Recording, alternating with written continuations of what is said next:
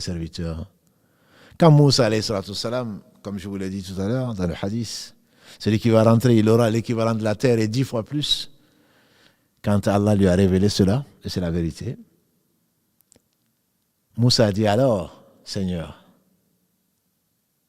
si ça c'est le degré le plus bas du paradis, celui qui sera honoré, qui aura le degré le plus élevé, comment sera-t-il?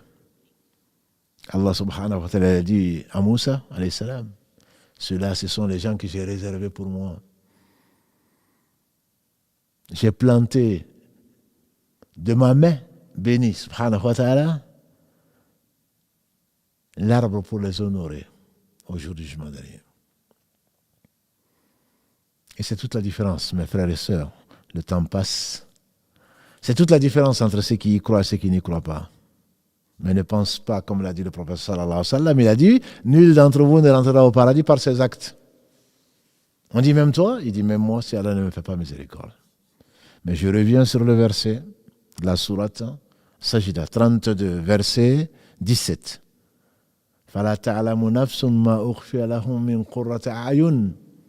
Personne ne sait ce qu'Allah leur a caché. Vous savez, le Jannah, un des sens du paradis, qu'on traduit Jannah. Le Jannah, donc, c'est en langue arabe, c'est un jardin. Jardin touffu. Déjà, quand on imagine les Arabes avec des palmiers, qui sont éparpillés, bien sûr, un jardin touffu. Mais également, un des sens de Jannah, c'est Satara. C'est-à-dire, c'est caché. Si Allah avait mis de ce paradis sur terre, c'est qu'ils vont dépenser des millions et des millions dans leurs vacances sur des îles, etc. Ils pensent être au paradis. Ça ne les empêche pas d'aller aux toilettes. Ça ne les empêche pas d'avoir des soucis. D'autant plus aujourd'hui avec leur portable, qui les suit partout. Qu'on leur raconte ce qui se passe dans l'autre monde. Je parle du monde qu'ils ont quitté ici.